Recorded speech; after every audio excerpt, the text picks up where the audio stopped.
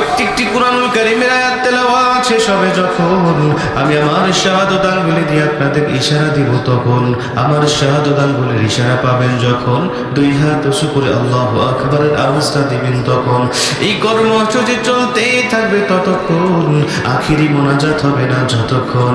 রাজি আছেন যারা যারা দু হাত উঁচু করে আমার আল্লাহকে আবারও দেখা দেন তারা তারা আল্লাহু আকবার। মুসলমান ভাইরানে আমার খুব মনোযোগ দিয়ে কথাগুলো শুনে নিবেন। আল্লাহ রাব্বুল আলামিন বললেন, দুনিয়ার মুসলমান, আমি আল্লাহ তাআলা তোমাদের জানিয়ে দিলাম এই দুনিয়ার জমিনে তোমাদের উপরে নাজিল করে দিয়েছি 30 পারা আল কোরআন। আমি মালিক বলে দিলাম এই কোরআন দিয়ে যদি তোমাদের ব্যক্তিগত জীবন, পারিবারিক জীবন, সামাজিক জীবন, রাষ্ট্রীয় জীবন চালাইতে পারো, এই কোরআন যেটাকে হালাল করেছে সেটা যদি তুমি গ্রহণ করে নিতে পারো, এই কোরআন যেটাকে হারাম করেছে সেটাতে বর্জন করতে পারো, আমি আল্লাহ পাকের বক্তব্য শুনে নাও, আমি আল্লাহ পাক তোমার গলায় হেদায়েতের মালা পরিয়ে দিব, আমি আল্লাহ পাক তোমাদেরকে হেদায়েতের পথেই কবুল করে নিব। যখন তুমি দুনিয়ার জমিনে হেদায়েতের পথেই চলতে থাকবে, তখন তোমার উপরে আমি আল্লাহ পাক সন্তুষ্ট হয়ে যাব, দুনিয়ার কল্যাণগুলোকে তোমাকে দান করে দেব।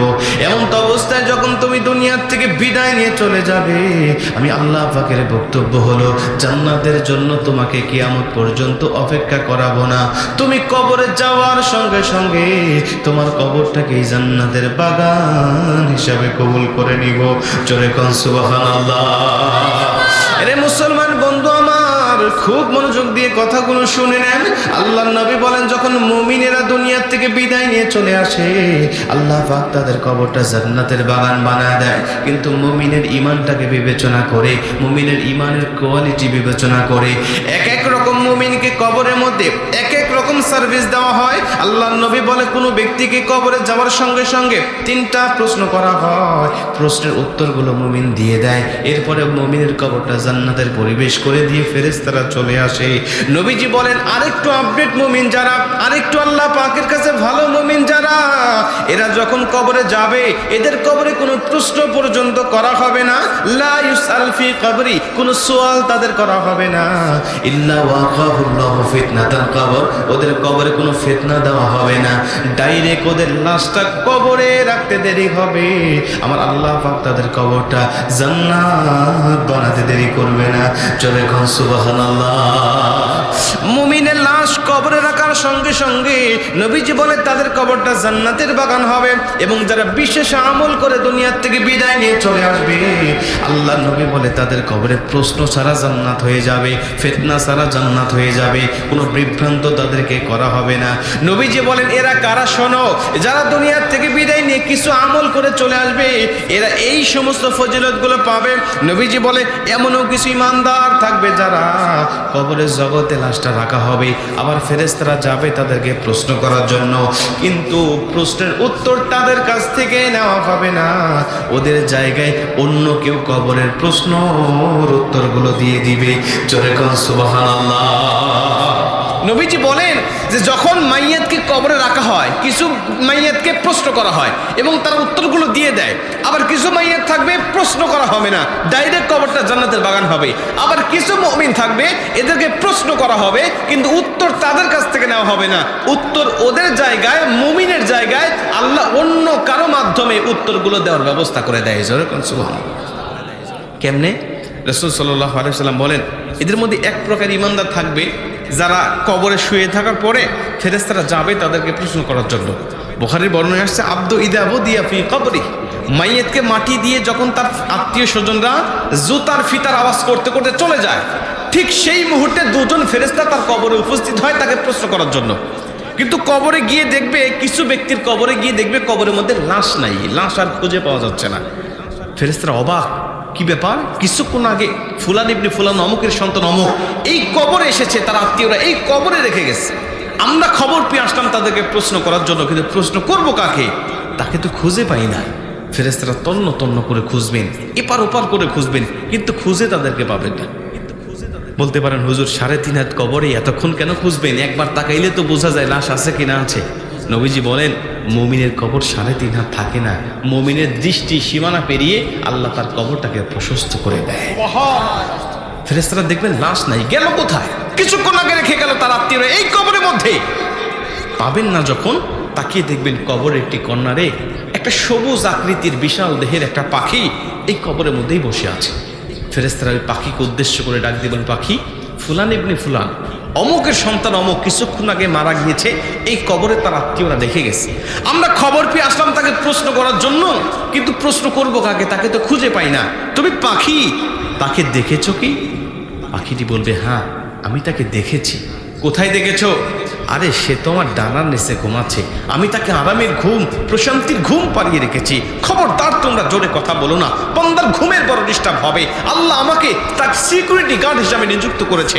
আমি দুনিয়ার কোনো পাখি নয়, আমি বান্দার স্পেশাল একটা আমল, এই আমলকে আমার আল্লাহ তার সিকিউরিটি গার্ড হিসাবে নিযুক্ত করেছে। আমি কবরে থাকবো, ইসরাফিল আলাইহিস সালাতু ওয়াস সালাম সিংহায় ফুৎকার দিবেন না যতক্ষণ আমি পাখি এই বান্দাকে আমার ডানার নিচে ঘুম পাড়িয়ে রাখবো ততক্ষণ। ফেরেশতারা ডাক দিয়ে বলে, পাখি আমাকে বের করে দাও। আমরা শুধু তাকে প্রশ্ন করব রব সম্বন্ধে, দিন সম্বন্ধে, নবী সম্বন্ধে তার ধারণা কেমন। উত্তরটা যদি পেয়ে যাই, আমরা তার কাছ থেকে তাকে ঘুম পাড়ানোর জন্য অনুমতি দিয়ে চলে যাব। কিন্তু উত্তর না দিতে পারলে তো কবরটা জাহান্নামের গর্ত হয়ে যাবে। পাখিটি ডাক দিয়ে বলে, ফেরেশতা তোমরা কি জানো না বান্দা উত্তর দিতে পারবে কি পারবে না? আমি দুনিয়ার সাধারণ কোনো পাখি নয়, বান্দার স্পেশাল একটা আমলকে আমার আল্লাহ পাখির আকৃতি ধারণ করে এই কবরের জগতে পাঠিয়ে দিয়েছি। আমি কবরে, হাসরে, মিজানে, ফুলসিরাতে প্রত্যেকটা ধাপ পার করাইয়া আমার আল্লাহ পাকের দৃষ্টি পৃথিবীর সমান একটি করে জান্নাত তাকে দিবে না যতক্ষণ আমি পাখি এই বান্দার পিছন থেকে সরে যাব না ততক্ষণ। জোরে কোন সুবহানাল্লাহ। আমি তাকে 10টা পৃথিবীর সমান একটি করে জান্নাত পাওয়ানোর আগ পর্যন্ত এখান থেকে সরে যাব না। তখন ফেরেশতারা ডাক দিয়ে বলে, দেখো আমরা তাকে প্রশ্ন করব, তুমি তাকে সাথী হিসাবে পাহারা দাও, কোনো সমস্যা নেই। আমরা কি তাকে প্রশ্ন করতে পারবো না? পাখিটি বলবে, দেখো প্রশ্ন করতে নিষেধ নাই, তোমরা প্রশ্ন করো, কিন্তু উত্তর বান্দার কাছ থেকে পাবে না, উত্তর ওই বান্দার পক্ষ থেকে আমি পাখি উত্তরটা দিয়ে দিব। জোরে সূরা মুলকের তাফসীর পড়লে অবাক হয়ে যাবেন। তখন ফেরেশতারা আল্লাহকে ডাক দিয়ে বলবেন, আল্লাহ অমুকের কবরে আসছিলাম প্রশ্ন করার জন্য, কিন্তু প্রশ্ন করতে পারি না, পাখি তাকে বের করে দেয় না, কি করতে পারি বলো? তখন আল্লাহ ডাক দিয়ে বলেন, ফেরেশতা দুনিয়ার সব কবরে তোমরা যাবে প্রশ্ন করার জন্য, কিন্তু আমি আল্লাহ গুনে গুনে তোমাদেরকে 7 প্রকার ইমানদারের বৈশিষ্ট্য বর্ণনা করে দিই, 7 প্রকার ইমানদারের কোয়ালিটি বর্ণনা করে দিই। এদের কবরে যাওয়ার দরকার নাই, এদের কবরে যাবে না, এদের কবরে প্রশ্ন হবে না।